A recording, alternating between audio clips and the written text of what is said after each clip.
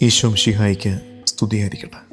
കർത്താവിൻ്റെ പദ്ധതികളെ ഏറ്റുപറഞ്ഞ് ഈ വലിയ ശനിയുടെ പ്രത്യാശയുടെ ശനിയുടെ പ്രഭാതത്തിലേക്ക് നമുക്ക് പ്രവേശിക്കാം. ഒരുമിച്ച് കുരിശു വരയ്ക്കാം. എൻ്റെ തമ്പുരാനെ, വിശുദ്ധ കുരിശിൻ്റെ അടയാളത്താലെ ഞങ്ങളുടെ ശത്രുക്കളിൽ നിന്ന് ഞങ്ങളെ രക്ഷിക്കുക. ഞങ്ങളുടെ തമ്പുരാനെ, പിതാവിൻ്റെയും പുത്രൻ്റെയും പരിശുദ്ധാത്മാവിൻ്റെയും നാമത്തിൽ ആമേൻ. കൈപ്പാർന്ന വേദനകൾക്കപ്പുറം മധുരത്തിൻ സൗഖ്യമുണ്ടതോർക്കണം. കൈപ്പാർന്ന വേദനകൾക്കപ്പുറം മധുരത്തിൻ സൗഖ്യമുണ്ടതോർക്കണം. മാനത്തെ കാർമേഘമപ്പുറം സൂര്യപ്രഭയുണ്ടെന്നതോർക്കണം. മാനത്തെ കാർമേഘമപ്പുറം സൂര്യപ്രഭയുണ്ടെന്നതോർക്കണം. വിശ്വാസത്തോടെ നീ ദൈവത്തെ നോക്കിയാൽ ഉത്തരം നൽകുമെന്നറിഞ്ഞിടേണം. അവനുത്തരം നൽകുമെന്നറിഞ്ഞിടേണം. ഇല പൊഴിയും കാലങ്ങൾക്കപ്പുറം തളിരണിയും കാലമുണ്ടതോർക്കണം. കവിളിലൂടൊഴുകുന്ന കണ്ണീരിനപ്പുറം പുഞ്ചിരിയുണ്ടെന്നതും ഓർക്കണം. പ്രത്യാശയോടെ നീ ദൈവത്തെ നോക്കിയാൽ ഉത്തരം നൽകുമെന്നറിഞ്ഞിടേണം. അവനുത്തരം നൽകുമെന്നറിഞ്ഞിടേണം.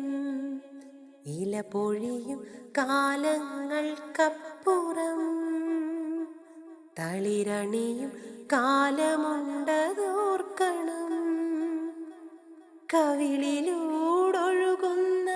കണ്ണീരിനപ്പുറം പുഞ്ചിരിയുണ്ടെന്നതും ഓർക്കണം. 130 സങ്കീർത്തനം 5 വാക്യം. ഞാൻ കാത്തിരിക്കുന്നു, എൻ്റെ ആത്മാവ് കർത്താവിനെ കാത്തിരിക്കുന്നു.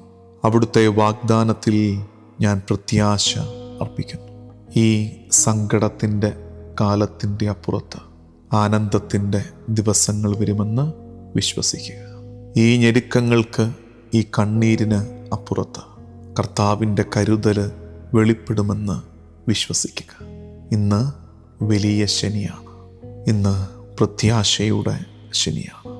ഈ വിശുദ്ധ ശനി നിശബ്ദതയുടെ ദിവസമാണ്.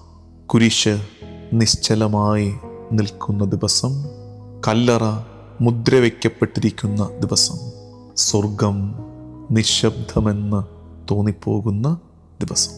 അപ്പോഴും ഈ നിശബ്ദതയുടെ ആഴങ്ങളിൽ പ്രത്യാശ സജീവമായി നിൽപ്പുണ്ട്.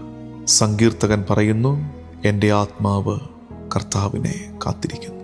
ഇതൊരാഴമേറിയ ആശ്രയമുള്ള കാത്തിരിപ്പാണ്. ഇത് മറിയത്തിൻ്റെ കാത്തിരിപ്പാണ്. ഇത് സഭ മുഴുവൻ്റെയും വിശ്വാസികളുടെ കാത്തിരിപ്പാണ്.